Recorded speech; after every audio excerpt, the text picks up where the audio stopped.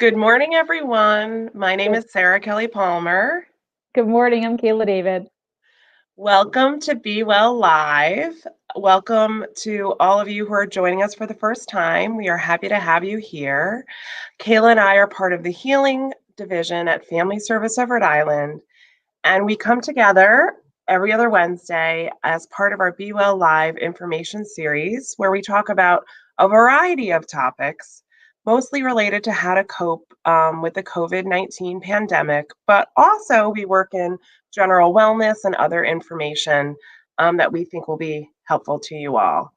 For those of you who aren't familiar with Family Service of Rhode Island, we are a social service and behavioral health organization that has been around for over 125 years, and we offer a variety of services, including telehealth counseling. We will be joining together today and every other Wednesday at 10 a.m. For the past year, and I believe it's been a year, Sarah, since we began these live segments. I For the think it's past right. year, we've been focusing our topics related on how to cope with COVID-19. As we continue to move forward, we're going to incorporate general wellness topics because we know while the pandemic is not over, there's light at the end of the tunnel. So it might mean that we do general wellness topics one week, and maybe we're talking about reintegration in another week. And we always welcome people to send us messages, direct messages on Facebook, and let us know what topics you would like us to cover. As we're kind of reintegrating back in, or we're beginning to kind of move, out of what we hope is the worst of the pandemic. With that in mind, we want to encourage people to tune in. So please take a moment to share this with your friends or to start a watch party and help us reach as many as we can to share this important information about kind of overall wellness and being well during COVID-19. We know that now more than ever, it is important for us to be able to reach out. And while there's a light at the end of the tunnel, there's still a lot of us who are struggling or may need help. That might be you or a loved one. We want to be able to connect with assistance if we're struggling and to understand kind of the impact of this on our well-being. So, Kayla, we have a special guest today. I love it when we have guests that join us. Many of you might know this, but some of you might not be aware that April is Child Abuse Prevention Month. So we here at Family Service of Rhode Island do a lot of work around not only working to prevent child abuse from happening, but also responding when it unfortunately does happen. So we thought that it would be fitting to highlight this important topic as one of our segments. We also know that the COVID-19 pandemic has created very stressful conditions for many families, economically, emotionally, and unfortunately, that kind of really makes things like child abuse more likely. So when things like economic stress, food and housing insecurity, increased social isolation happen, kind of as a result of quarantining and the pandemic, all of those factors really have put vulnerable children at more risk of things like child abuse. That's so true, Sarah. So we are happy to welcome Emily Matthews, who's a clinical supervisor for one of the state's family care community partnerships in the West Urban Core, or as we like to call them, because that's a long title, FCCP. Welcome, Emily. Thanks for joining us. Thanks for having me, ladies. I'm really excited to be here. Great. Well, I think the best place for us to start, Emily, would be for you to share about what the FCCP program is, and who is eligible and what supports they offer. Yeah, absolutely. So like you said, it's quite a mouthful. So we call it FCCP here. There are FCCPs all around the state of Rhode Island. Specifically, we work with the areas of Providence and Cranston. So if you live in Providence and Cranston, you would be eligible. We work with families that are at risk of involvement with DCYF. So that could look like, someone coming in from a DCYF referral, or you could also be self-referred. Typically, that's through a doctor, another provider, a therapist, school, police, a lot of different things. So we we're really youth-centered, family-focused, and community-based. So we look at what it is that the family is addressing as the issues, and collaborate with them on what could be helpful. Oftentimes we talk with a family who comes to us in crisis, and it's not the first time they've been in crisis, so they're pretty used to it. And they've gotten through it before. So we really try to be as strength-based as possible, even in the hardest of times. So eligibility, like I said before, anyone with a child in Providence or Cranston. If you're in a different area, you can look up, it's on the DCYF website, what region you'd be in. So anyone up to the age of 18, anyone with a child up to the age of 18 in the home. And then we also work with the wayward kids, and then anyone who is exiting the training school. So around a variety of different issues. You don't have to be DCYF involved. If you need support and aren't really sure where to find that support, FCCP is the place for you. So what we really do, just to, not to make it more complicated than it needs to be, we work with the family and look at, who is their community, who do they go for support, and that's professional support, as well as, more importantly, almost, is that community support. So who is their community? Looking at natural resources. So are the grandparents involved? Is there a neighbor or a friend? Is there a faith community that they're involved with? And how can we connect them or reconnect them with all of these and wrap around them and the family to help them identify goals and make progress toward that goal? So families typically aren't involved more than 6 months. We're kind of in and out because the goal is really to empower the family again, to say, we have the skills to solve this and work on this ourselves. We just need, a little extra support now and then. So it's a great program to prevent involvement with DCYF and child abuse, neglect, and removal. Emily, I think one of the things that I love most about the FCCP, which you just highlighted, is that kind of connection back to community, because we know that it's so important that when professional resources kind of end and leave, that families have that support. So that's one of my favorite approaches that the FCCP uses.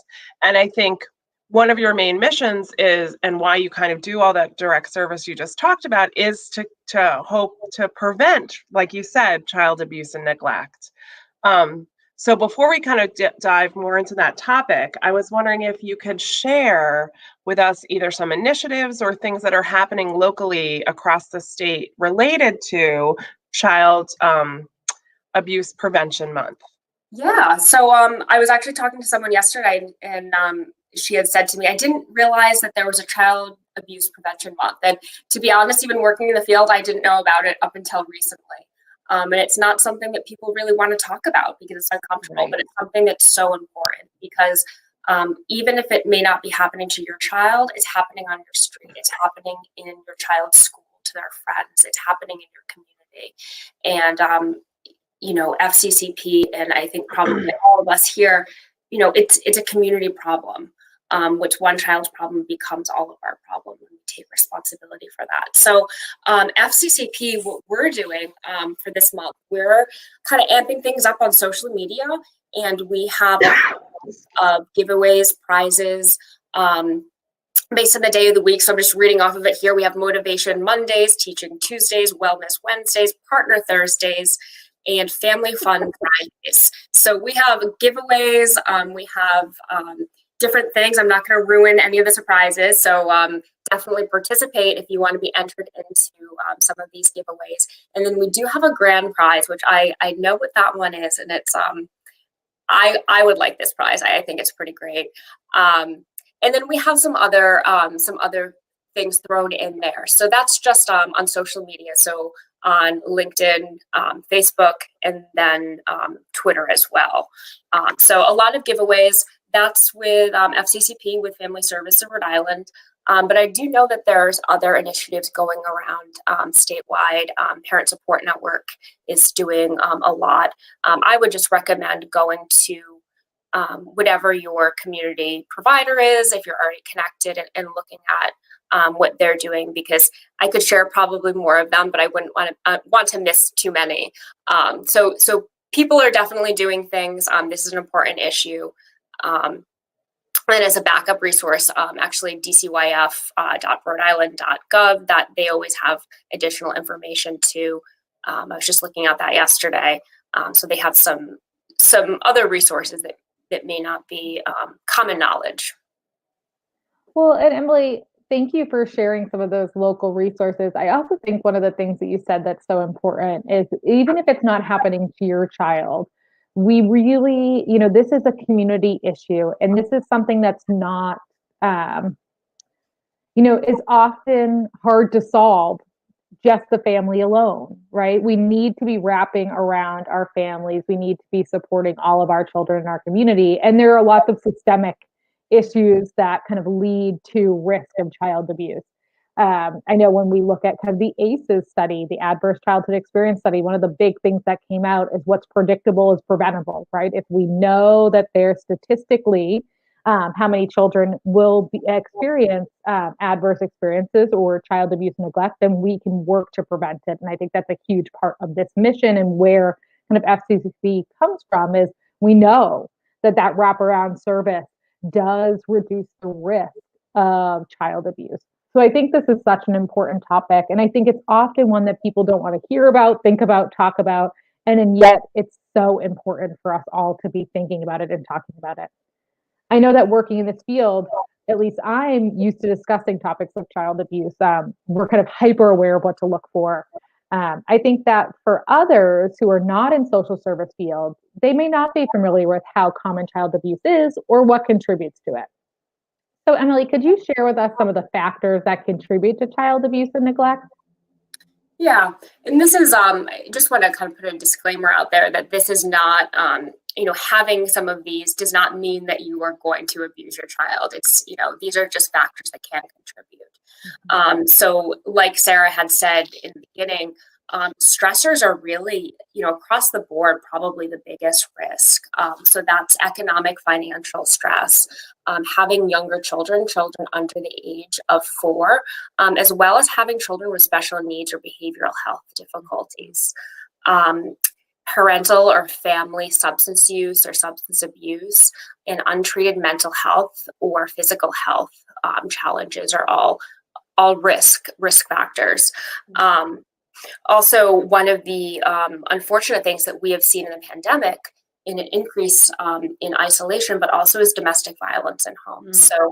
So chances are, if you're experiencing domestic violence in your relationship, even if there isn't direct child abuse going on in the home, children are witnessing that, and they're carrying that with them to school, to other places. So, these are, like I said, these are risk factors. So, certainly child abuse can happen outside of those factors, but they can make it more likely. And I think, Emily, with this pandemic, right? So there are many families that have kind of had a mix of those risk factors, or some of those risk factors kind of pre-pandemic. But I think because we've all been experiencing so much stress in many different domains as a result of COVID-19, those risk factors seem to be exacerbated for many, many people. And I know you don't work for DCYF, but I'm just wondering, do you know, have we seen an increase in child abuse or allegations, or have we seen an uptick during COVID-19 of child abuse that we know of? That's actually a really interesting question. I think this is one of those areas that statistics really can't ever fully capture, right? Yeah. So unfortunately, the numbers that we do have are probably underrepresenting the problem. Mm-hmm. It's probably more common. This is only what we know about. I don't know if there's been specific studies on COVID yet. I think at some point we will probably know more. I can't say as far as referrals. We had a decrease once people started doing things more remote. I think probably a factor in that was that kids weren't attending school regularly, so there weren't as many, caring adults looking out for some risk factors. More recently, I can say that we've definitely been getting a lot more referrals from both DCYF as well as community providers. And we do know that domestic violence has increased too. So I think, the generally, number of hotline calls, it's not always reflective of really what's going on. I think, the real answer is, I don't know, we don't know. But it hasn't been good, I think, for families, whenever there's struggle and an increase in stress and hardships, it affects the kids, it affects the entire family and communities in general. So. Yeah, I think, sorry, Kayla, I think that the pandemic has shown us that school is such a safety net for kids, and that when that safety net kind of goes virtual or, kids aren't as connected, I think it just shows us the importance of community members, neighbors, friends, and family also paying attention to this issue, that it's not just an issue for the professionals or even educators. So I'm glad you kind of highlighted that. Yeah, I think that there's a mentality, or there's a few mentalities out there that, well, it's not happening to my child, so it's not my issue. Or, oh, maybe it is, but if it's not directly in my face, like someone else will deal with it. The teacher will call, or I know that child has a counselor, the counselor will call. When we do that, it becomes someone else's problem, and oftentimes no one's addressing it. So it really is our responsibility. And I mean that, not just, as, Emily, the supervisor with FCCP, but, as a resident of Rhode Island and as a member of the community, it's my responsibility all of the time, and it's all of ours. Well, and Emily, I think it's so important. We've talked a lot about stressors, and, so many things are so stressful. So I think of even, my friends who have children who had them at home for school, like that stress, right? The stress of having to provide 3 meals, the stress of not having your outlets, your people, those connections, or even maybe, the reduction of help, right? Physical help with children because of the COVID-19 crisis. So we know stressors have been on the rise. And we also know that access to basic needs like housing, financial stability, access to food, access to medical and mental health care, not only for children, but for parents, puts families at high risk. You were talking about that high risk for child abuse and neglect. Can you share, I know some of what FCCP does is that direct service, but there's also some work that's being done kind of, larger work, right? Macro work to kind of address some of these systemic issues. So can you share what's being done to reduce some of these stressors, right? Whether that's, through wraparound programs, and also to tackle some of these systemic issues like housing, like access to food, which we know is bigger than one family's issue. Right. I think anything I share can't capture all of the programs. I think that there's a lot out there, but we do know that with more visibility and focus on it, there are more programs and more funding for that. So I think statewide, there's been an increase in availability to parent education programs to help parents with learning about, the needs of their kids. There has been money from, federal as well as state going toward housing, toward economic resources, and toward COVID relief. A lot of families, either directly or indirectly, have experienced, not just the health effects of COVID, but a lot of the financial stressors that come along with, getting sick, losing a job, having to stay home because you don't have childcare. So in FCCP, we work with a lot of community organizations. Actually, just within the urban core, we We have partner staffs as well, and they're from Children's Friends, CCAP, Tides, and Progresso Latino. And that also enables us to be in these agencies and to know what services they provide, and what help they have. So it's almost like too much to list, which is great, but I think that also can be really overwhelming for families, because there is help out there. It's just a matter of, what am I eligible for? Because a lot of programs do have very specific criteria. So that's one of the roles that a coordinator working with FCCP is able to do, is kind of differentiate, what are the needs and what are you eligible for? So things like, things related to food insecurity. So looking at, do you have, SNAP benefits? Do you have WIC? Do you, there's community food banks, things like that. And sometimes families have explored a lot of these things, but may not be aware of, a community church down the street that, weekly on Tuesdays is giving out, free meals or free bags of food. So there's a lot of, the larger things, benefits, things like through DHS, but there's also, community churches, and that's a little bit more word of mouth. So when, we're able to share those with families, they can share them with other families too. So.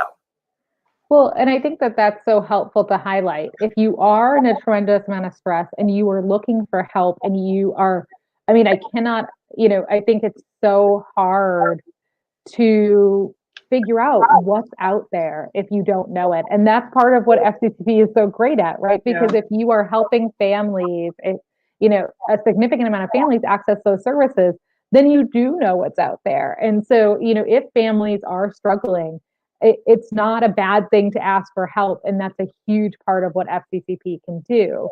And even talking about this, I was thinking about, the idea of the, what are they calling it? The child tax credit that we're looking at kind of nationally, where they say we'll be able to cut child poverty in half, right? Things like that we are looking at a federal level that would be able to significantly reduce these stressors. So I think we are in this time where we are seeing, increased awareness to these issues, that we know that, child poverty has huge impacts, right?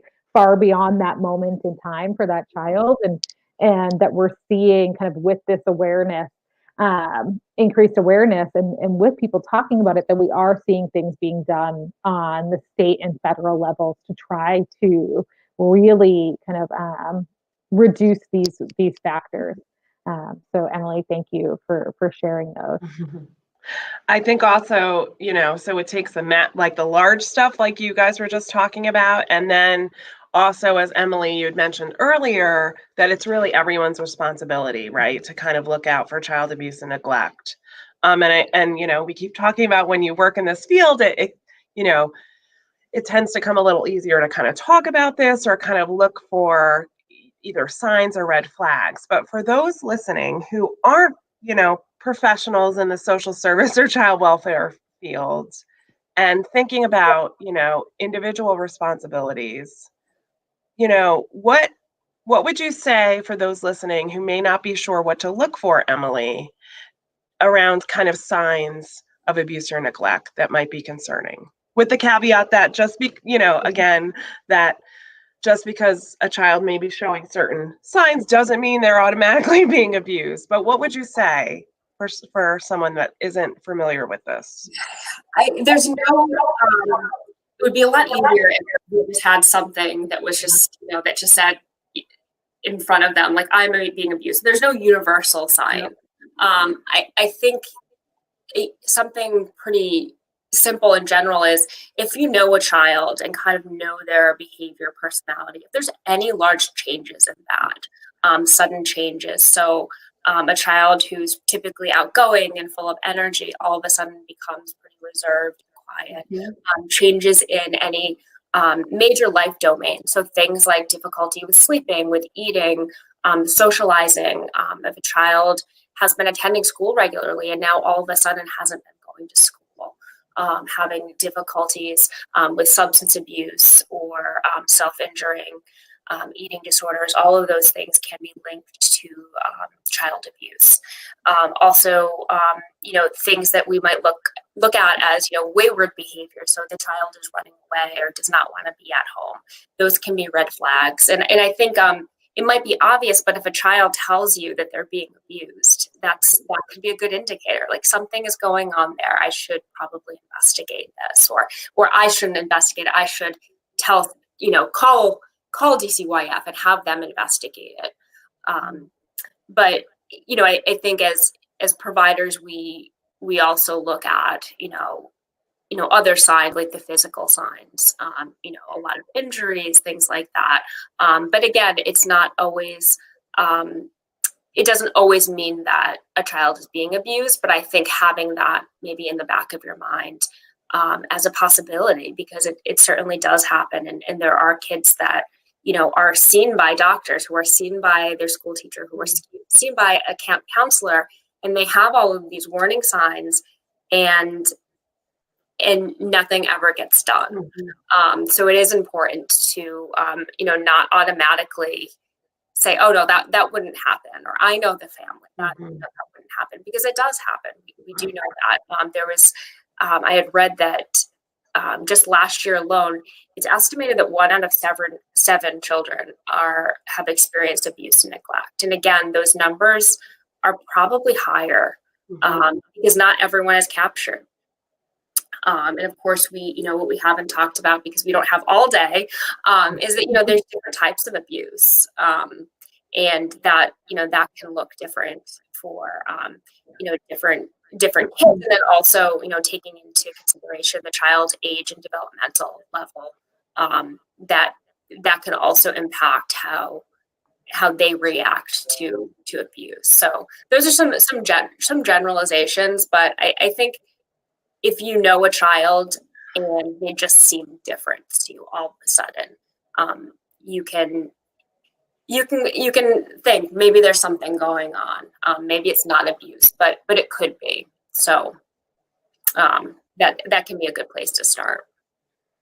Emily, that was very helpful. And I think it can be difficult for people to speak up if they're not 100% sure, or, for whatever reason, it becomes really difficult to speak up, to say, I think maybe child abuse is happening, or to know what to do when a child comes to us and says, I'm scared to go home, or I witnessed this thing, or a child is showing bruises, right? We never want to believe it's happening. So I think a lot of the time we can kind of, minimize it, or try to kind of talk it away. But if we do believe that something's happening, or we suspect that something's happening, what should someone do? What should they do next? Believing the child is always important, but we're in Rhode Island. We have 1-800-CHILD, so that is a lot of people call it just a DCYF hotline, and from there they will look at the concern and investigate it. And I do want to share that at FCCP we do end up getting referrals from DCYF due to hotline calls that were made, and either they were indicated, so it turned out that there was abuse or neglect, or they weren't. And a lot of families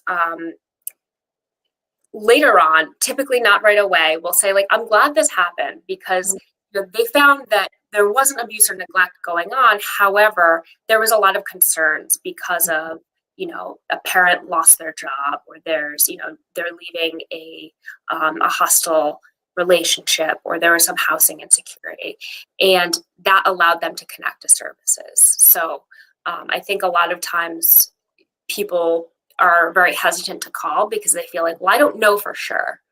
Well, it's not our job to know for sure, right? That's why we have the hotline. That's why we have investigators to look into it. But sometimes it ends up being a benefit, because maybe there's something else going on there that's not child abuse, but something that, the family, for whatever reason, was uncomfortable, asking for that help. And now, now we're there, and now they can have some of that help, and hopefully not have to, become involved and lower their risk of child abuse and neglect. So that's why, that's what we're here for. Not to shame or to judge families, but to recognize that typically they don't come to us because everything's going really well. Right. Typically it's, times are a little bit challenging, and we're here to connect them with their community, and with support that could be helpful, getting them to their goals. And I think that's the best case scenario, Emily, when you're able to truly prevent, right? So, like for those that might suspect that a family is struggling or something might not just be right, it's almost like the sooner that you can express that concern, the more likely there is to be an intervention that can actually prevent child abuse. So I'm so glad that you highlighted that.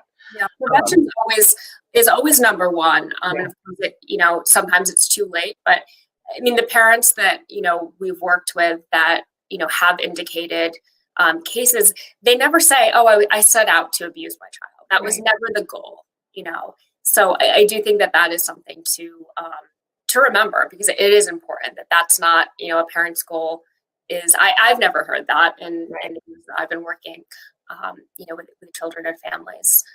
It just, somehow it happened. And if we can get in there earlier, it typically is better in the long run. For sure. If someone wants to learn more about child abuse prevention, are there any resources or things that you would recommend? Yes. There's, again, dcyf.rhodeisland.gov, childhelp.org, and Rhode Island Kids Count. Also, like I said before, any if you're connected with any community organization, typically they'll have information about that as well. So there's a lot of information out there. Sometimes that can be a little overwhelming, but just sorting through that. And again, we have a lot of great prizes and events, so check us out. And you can be entered to win some pretty cool things. Well, Emily, this has been so helpful and informative, and I think it's a really important reminder that we all take steps to help prevent child abuse. So thank you for joining us, and thank you all that were watching for joining us, and we hope that you come back in 2 Wednesdays when we come back together again. Be well and be safe. Bye. Thanks, Emily. Thank you.